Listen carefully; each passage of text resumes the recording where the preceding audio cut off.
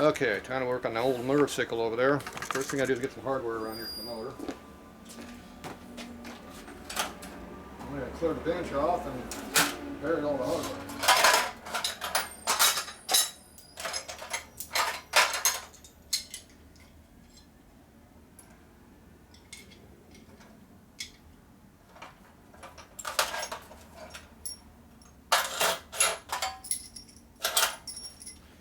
Alright, so do some bolts, some motor mounts,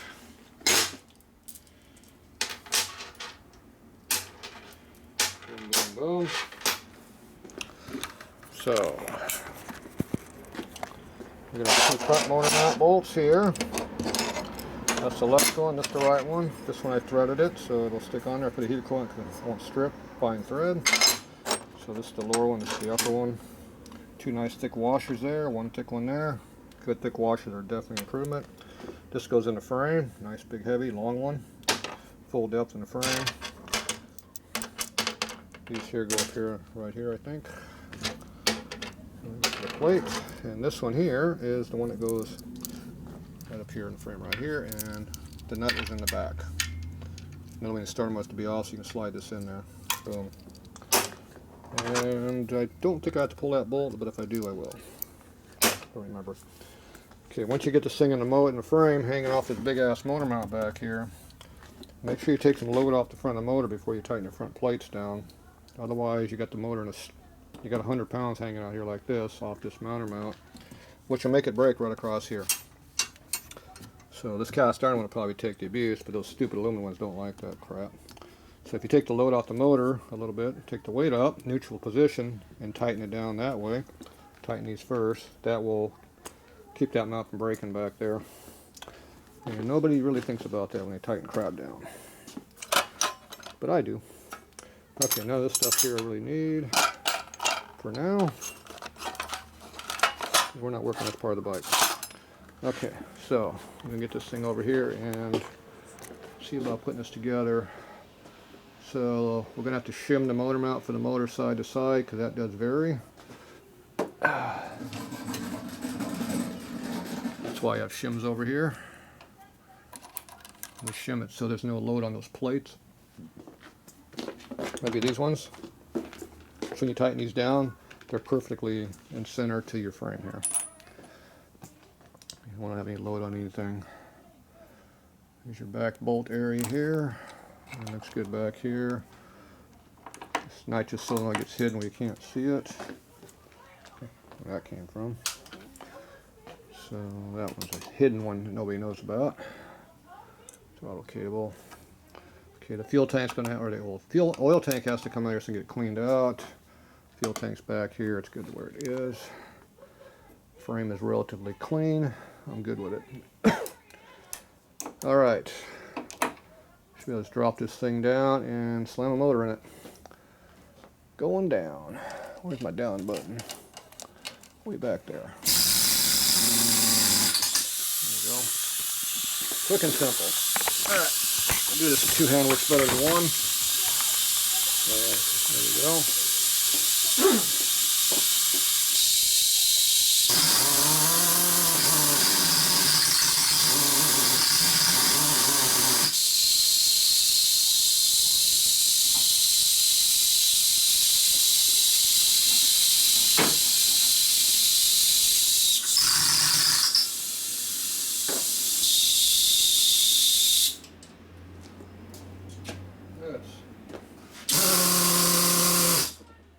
Good time to check the air pressure.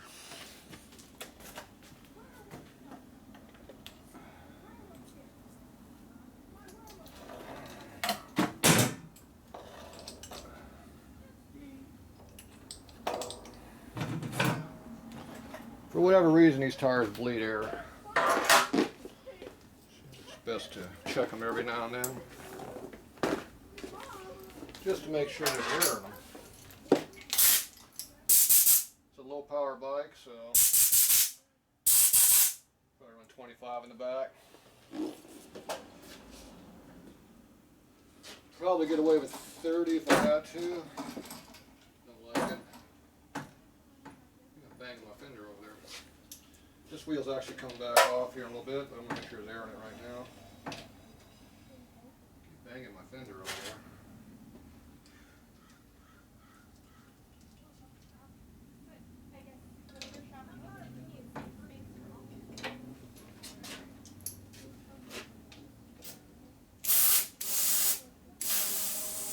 Got like 5 pounds in it.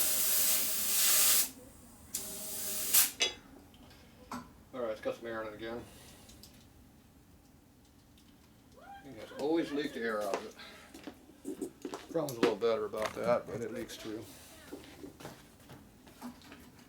Feels pretty hard. For racing, you got to run steel valve tip covers on it.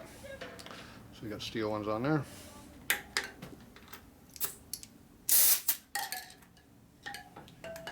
I think I had about 30 in there. Yep. 50. Nice and hard. Get more drag that way. Okay, I always take the valve stem cover here and I tighten the cover down and I tighten the nut up under it. So I hold this one tight while I tighten the bottom. That way it can't come off. And if the tire goes flat on you a little bit, the tube won't rip out and go 100% flat. So hopefully get off the track. Used to have a lot less drag when it didn't have a brake on it. Disc brakes cause drag. Floating rotors cause drag too. The fender don't hit now. There you go, fixed it. There you go. That's how that works. Front end's rebuilt. Doesn't take much, does it? We got to change the back tire. It's got 5 miles on it, so we can change it out. It's illegal. 10-year limit on tires, whether you use them or not. Stupid rule.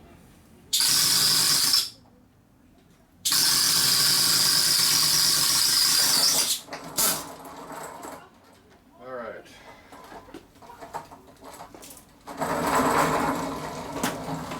Get out of my way. Probably be right back, hooking it back up again a bit, but for now it's out of my way. Okay, we got the speedometer, tack cable out of the way, throttle cable out of the way, nitrous nozzle we're going to deal with, and our bolt out of the way, stack of shims, big stack of them, bungee cord out of the way. There's a lot of stuff in the way on this boy. I like to wipe the motor mounts off, make sure they're clean, dirt on them.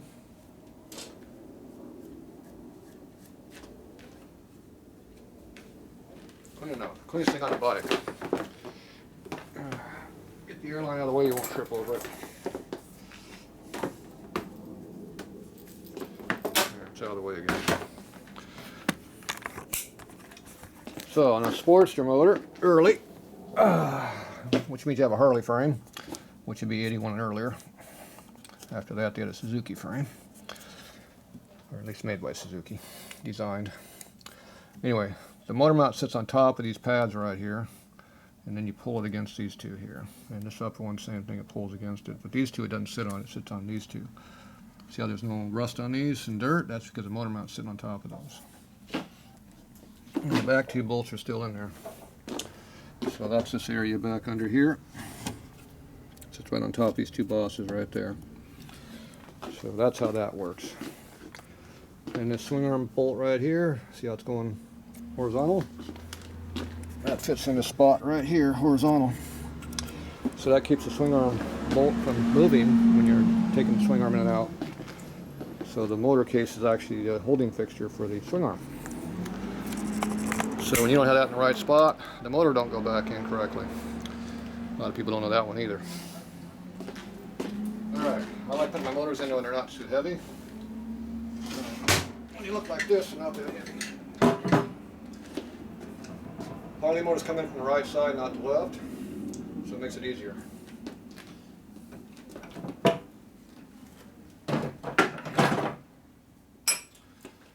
But my frame's so big I can get away with this crap.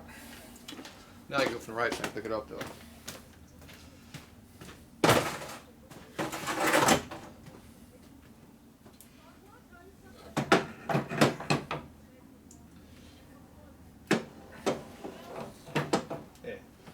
Slide down like that.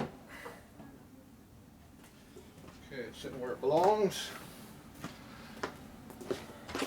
First bolt you put in is this top two. This one slides in, which holds it, and this one here is what tightens it down a little bit. Pulls her in straight. So that'd be right down in there. Yeah, you might be able to see, I don't know.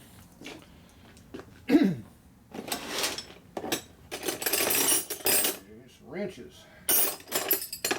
Got a lot of half-inch wrenches, not the real ones. There we go. One of those two.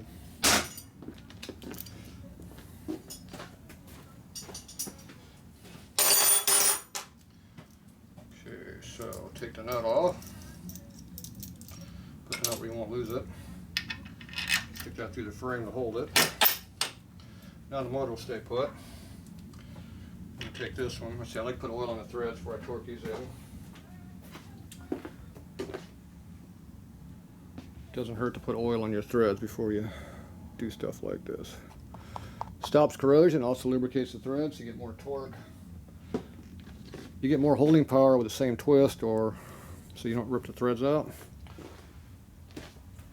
So lubricating the threads helps on torque transfer. Wiggle that around until it goes in the hole. You should go in finger like mine, but a lot of times they don't. Mine does.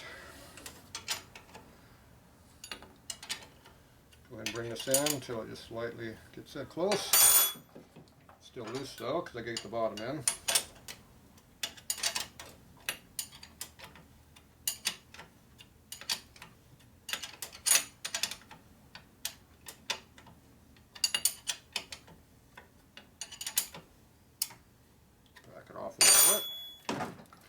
Now you get these lower bolts put in there.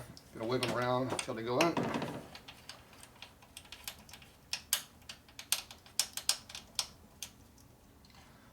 These bolts are a lot longer than they need to be, which means you gotta go a lot more distance to get them in there. But next time I get the fuel tank out, I'll remember to do that. Probably not. I haven't remembered to do it yet.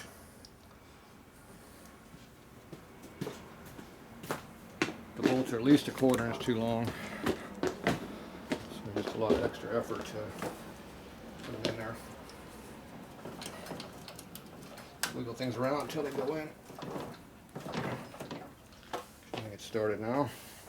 Okay, this one's a little hard to get in there.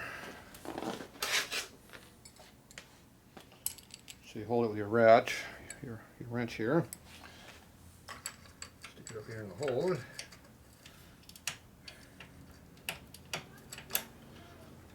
Start it.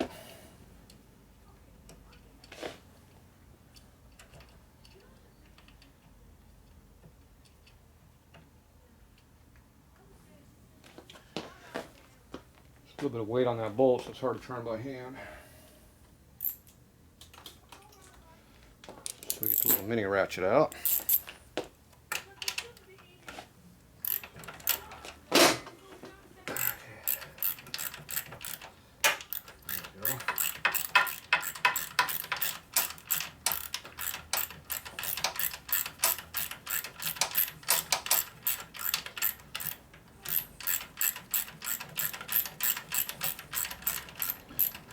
I run full length bolts, so it takes a little while to get the threads all the way in, but that's fine. I'll get the locking nut now. Harder. Okay, let's go until it just touches. Stop. Can't get to this yet, so we can do it by hand. I'll pull all these 4 back again.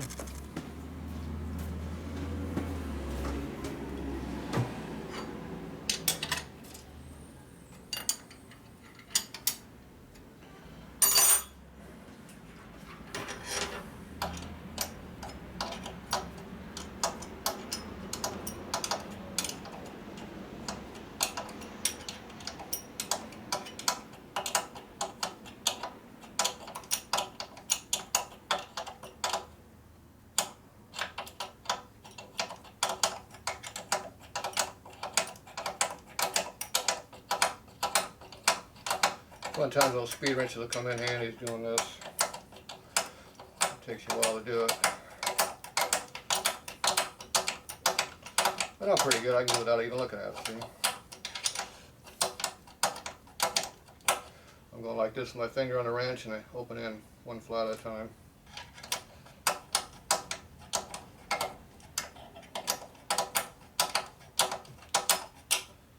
Okay, that one's in. Just got the one on there, it's hard to get to. It's a good size, easier to get from, it's kind of in the middle. This side might be slightly easier, I'm not sure. It's a toss up. Yeah, it's a little easier on this side.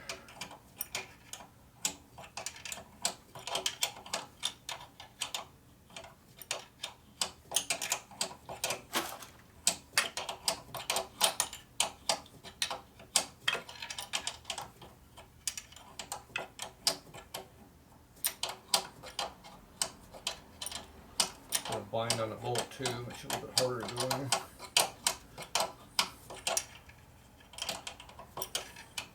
Getting easier now, I went all the way through the morning out probably. Still got 3/8 of an inch more to go yet. So the bolt's too damn long. They were good for one application, but not this one. Cast iron motor mounts are not as fat as the aluminum ones with a nut on them.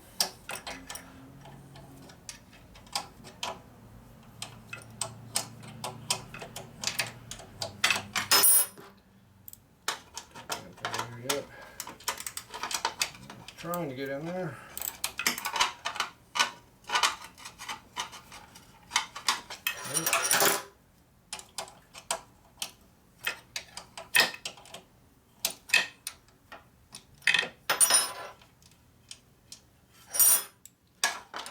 Just tight enough I can't get to it.